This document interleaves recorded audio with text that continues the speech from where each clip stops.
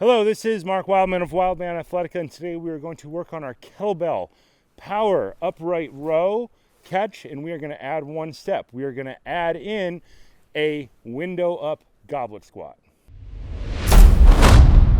This exercise is excellent. It is a clean, a deadlift, a squat, all in one movement, and it has a front rack position, two-handed front rack position, which makes it unique from a lot of other kettlebell moves. Usually I focus on single arm front rack because that's a coordinated skill thing that I want people to develop the most, but this exercise forces a lot of core contraction because we're trying to get our elbows all the way together in front of our body. The closer our elbows come together, the more we wrap our body around, the more we are going to force upper ab core contraction. I think of this exercise specifically for competitive cheerleaders. I had some questions from some competitive cheerleaders about kettlebell moves that they could do to improve their base. The base is the person who's at the bottom. They get anywhere from 2 to 4 of them together and they throw the flyer up in the air 20 feet, 30 feet. Flyers are light, the bases have to be super strong. This exercise is specifically meant for them to improve their dynamics so that they can throw further. Down in this pile of snow, here is our kettlebell. We are going to review what we did last time. We are going to start with a deadlift. The kettlebell deadlift is different from a barbell deadlift because the kettlebell can end up between our feet and we can pull it straight up and straight down. With a barbell, the barbell moves up and down in a straight line, and the body does a couple of things in order to get around it. One pull, two pull, there's a bunch of different styles. We take our deadlift, which is a pure strength movement, which we can do slow as a grind, and we turn it into a ballistic by turning it into essentially a kettlebell two-handed power clean. From here, we are going to add in our squat. As low as we can go, elbows track inside the knees, roll our shoulder blades back and together, have our spine upright. Stand all the way up, lock our legs, pull our kneecaps up, squeeze our glutes. Give a little bit of pop with either the arms or the legs to load back down to the bottom of the movement. Power, two-hand clean. Catch, lock out, bend the legs, lean back away from the weight as far as you can to verticalize your spine. Stand all the way up.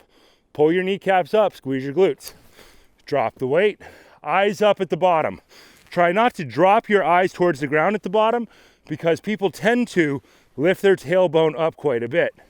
Depending on what your sport is, you could lift your tailbone up a little bit more or focus on getting it down a little bit lower underneath. Barbell guys and CrossFit guys will want to get all the way down towards their barbell depth. Kettlebell guys or kettlebell athletes will probably want to have their hips a little bit higher so they can focus on less leg drive, more hip snap. CrossFitters are probably more leg drive, less hip snap. Upright, catch, squat, stand, drop. Upright, catch, squat, stand, drop. Upright, catch, squat, stand, drop. Upright, catch, squat, stand, drop. What we are avoiding is stopping at the bottom if we can help it. So if we go down the bottom and we stop, then we have to start moving again. Think about coming from our two-handed front rack position. Drop, turn your body into a rubber band. Your hamstrings load, they snap back up to propel the weight back up. You could treat the stopping version at the bottom as a different version of the exercise than the drop version. If you don't touch the ground, you can just go down and snap it back up. There are barbell equivalents to this.